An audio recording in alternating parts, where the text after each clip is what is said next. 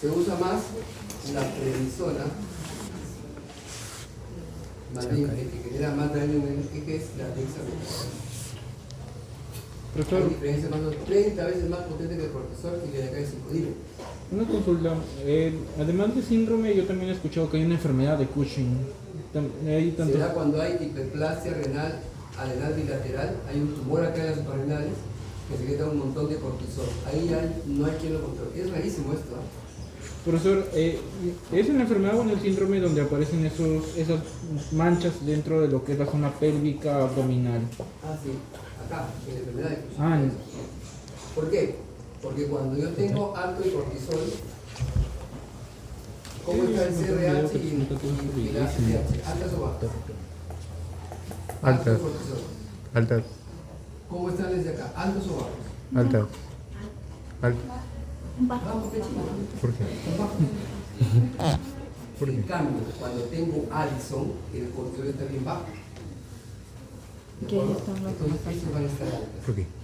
¿Dónde viene el problema? Que el CRH no origina directamente ACTH, origina una molécula que se llama propio Pero el cortisol está alto. No hablaba del cortisol, no. De las cuales la cuarta Hablaba parte nada más del la hipotálamo. ACTH. Pero la otra parte, ¿cuál es? La hormona melanoestimulante. Entonces, cuando hay un incremento muy intenso del CRH, también aumenta esta de acá y aumenta esta melanoestimulante que origina la pigmentación que tú dices. ¿De acuerdo? Entonces, hay una razón para que haya pigmentación. Hay solo pigmentación en el Addison. Ahora, doctor, yo también he visto un Cushing con un cuello negro, intolerancia a la glucosa. Eso se llama acantosis nigricans. Para poner acá hacer aquí. Entonces, comparen estos cuadros. Pero no porque tiene digo, la examen solapeo, clínico y también en el Que tacto, manda su bolsilla de Ajá. Agresión. Profe. Agresión. Está a nivel de la suprarrenal, pero puede tener una causa hipoxiárica. Esto en el vídeo correspondiente lo explico. Esto lo digo porque aquí hay que hacer esta distinción entre que aquí hablamos de enfermedad cuando se afecta la suprarrenal, pero en cambio en el Cushing hablamos de enfermedad cuando se afecta la hipófisis. O sea que esto es una diferencia que hay entre la terminología de ambas, que puede confundir. ¿De acuerdo? Entonces, Cushing, crecer, cortisol, Addison, disminuir cortisol. La D y la C nos sirven para memorizarlo. Aquí hay una mnemotecnia adicional que podemos utilizar, que es que la D de descenso, en el caso de la enfermedad de Addison, afecta a la suprarrenal y puede afectar a la aldosterona. Puede haber una disminución de la aldosterona, que esto afectará a nivel de iones. Esto es más complicado porque en ambos casos pues, puede haber otras afectaciones, también dependiendo un poquito de las causas. O sea, esto hasta aquí. Luego, diferencias que hay entre ambos. Por ejemplo, en el Cushing hay aumento de peso. En cambio, en el Addison hay una disminución de peso. Tenemos una diferencia. Otra diferencia que podemos tener, pues que en el síndrome de Cushing hay un aumento de la presión arterial. O sea, puede haber una hipertensión. En cambio, en el Addison, una disminución de la presión arterial, una hipotensión. ¿Okay? Y después, en ambos también podemos hallar diferencias a nivel de la glucosa, el sodio, el potasio y el calcio. Los pondremos en este orden, que será luego más fácil para memorizarlos. Sodio. ¿Cómo está el sodio Jimena en el paciente con Cushing? ¿Alto o bajo? Alto. Muy bien, porque se también aldosterona, recuerde. Y si recuerdan ustedes en la clase, parte de la cortisona se vuelve también aldosterona y incrementa lo que es el sodio. Por ende, acá está abajo. En todo caso, profesora Niña, ya lo dije bien. ¿Cómo está la presión en el paciente con Cushing? Aumentada. Y en el Addison generalmente disminuida. ¿Cómo estará la glucosa manosalva en este paciente de Cushing? ¿Alta o baja?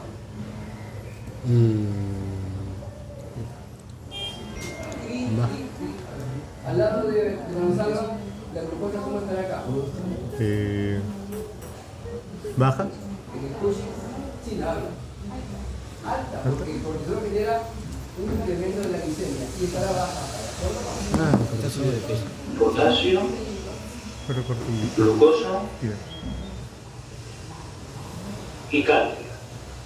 Entonces, ¿qué pasa con el sodio en el síndrome de Cushing? Que tiende a aumentar. En cambio, en el Addison, a disminuir. ¿Qué pasa con el? ¿Por qué disminuye el potasio en el... ¿Cómo está el potasio en el Cushing? Disminuye. Bajo. Doctora, Alta, alta. el potasio. Bajo. Porque es antagónico. Claro. Disminuido.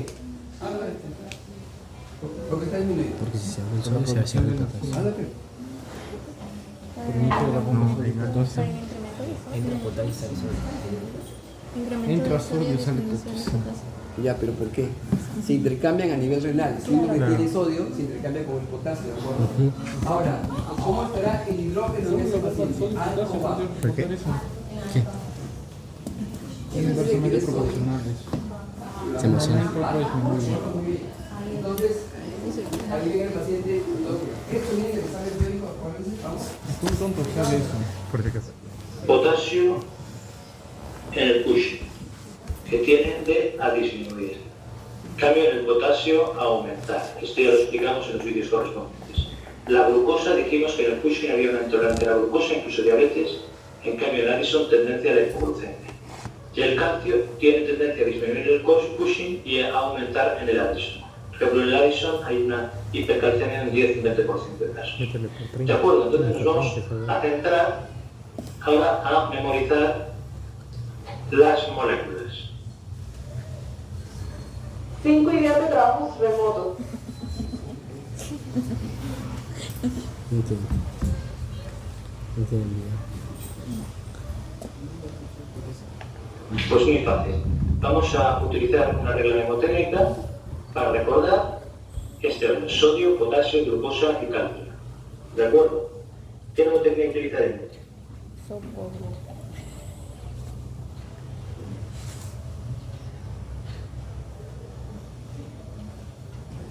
Se puede ganar corriendo. En el Cushing todo lo que se da y todo lo que sale en el potasio. Esto creo que eso que carajo, no sé lo que la hora que siempre puede ser que tiene en las proteínas, profesor. ¿Yo? Mira, No pasa nada. Acércanos.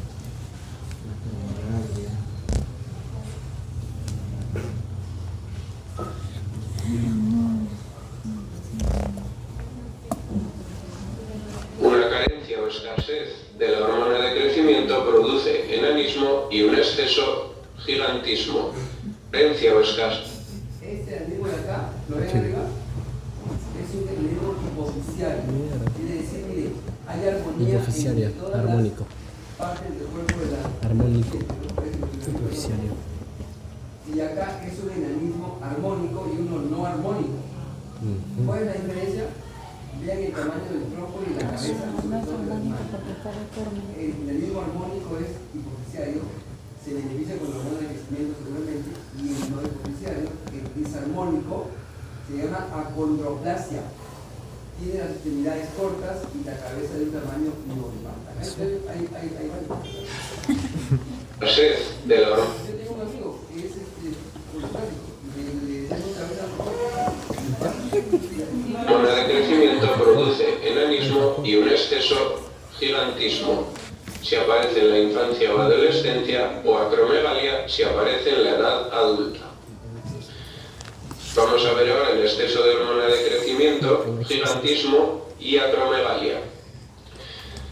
Causas. La enfermedad más común de exceso de GH se debe a un tumor benigno en la pituitaria. Ese tumor que secreta dos hormonas, ¿cuáles son? GH. Se llama hormona de crecimiento, ¿y cuál más? ¿Quién va de la mano con la hormona de crecimiento que se ha aplicado en la primera clase de IGF-1. endocrino? No. Que tiene una actividad parecida. IGF-1. No, ADN, no. Se secreta en la hipófisis. Ah, Igual que la prolactina. Prolactina. Generalmente la adenoma se llama prolactinoma. Ah, Si tuviera cierto. también síntomas oculares, vamos a probarlos a Mamarios. Acromegalia se produce por la secreción excesiva del GHRH hipotalámico.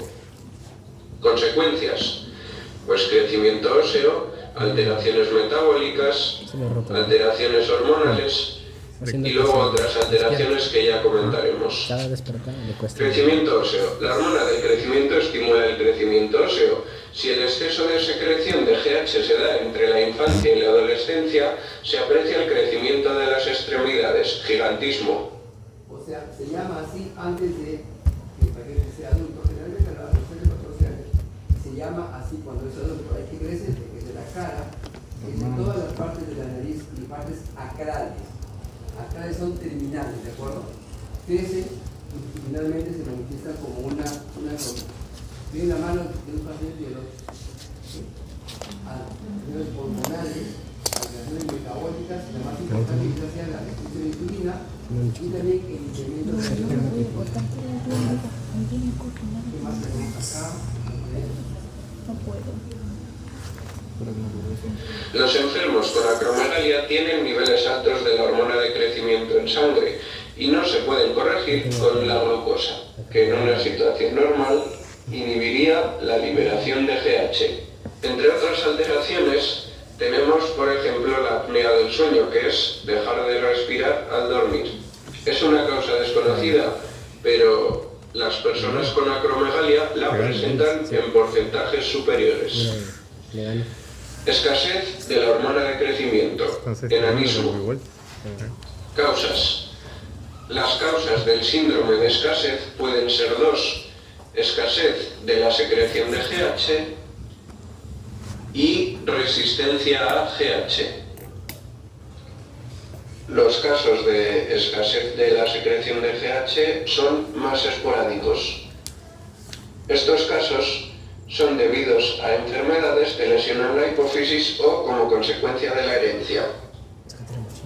Resistencia a GH. Se diferencian dos grupos: fallo en el receptor de GH, síndrome de Laron, que es un tipo de enanismo, o anticuerpos contra la hormona de crecimiento o contra su receptor. Manifestaciones. La hormona de... El síndrome de Laron es este, ¿no? ¿Ustedes recuerdan los receptores? Que eran así, ¿no es cierto? Eran así y apretados a la Cuando llegaba la hormona de crecimiento, estos se ponían así, se dimerizaban. Y aquí también, hacia esto de acá, activaban el JAK2. ¿Qué pasa? Uno de estos brazos falla y el JAK no se activa, o se activa de manera parcial. Ah, eso que No dijo. activa las Sí, cistas. ya lo vi. Y acá no hay hormona de crecimiento que vaya. El paciente va a estar toda su vida, entonces en el receptor. Más raro es El que JAK. haya anticuerpos que ataquen el El JAK. receptor de la hormona de crecimiento. El Laron es un síndrome extremadamente Sería útil complicado uno de como controlar, pero tipo 1. déjame respuesta a la hormona de crecimiento. de crecimiento no es necesaria para el crecimiento intrauterino. En este caso se utiliza el cortisol, por lo que los niños con esta enfermedad nacen con un tamaño normal. En los primeros 2 años el crecimiento es más lento y desde ese momento suelen tener una altura menor. Es enanismo armónico, esto quiere decir enanos con cuerpo proporcionado. En los adultos, la escasez de GH no suele tener síntomas notorios. El enanismo disarmonioso, donde el cuerpo es desproporcionado con respecto a los miembros, que son generalmente más cortos en comparación con el resto del cuerpo, es debido generalmente a alteraciones del crecimiento óseo. Esta gente suele tener las piernas más cortas. En Perú. Tú más acércate. ¿Listo? Aquí tienen sus datos clínicos, por favor. Uno por mes, uno por mes. Tres datos clínicos. No, Uno por no, mes, no, por no, favor. no, mandar allá.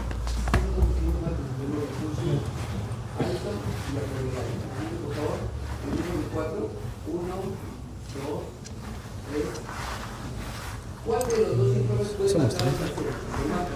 Puede Cushing.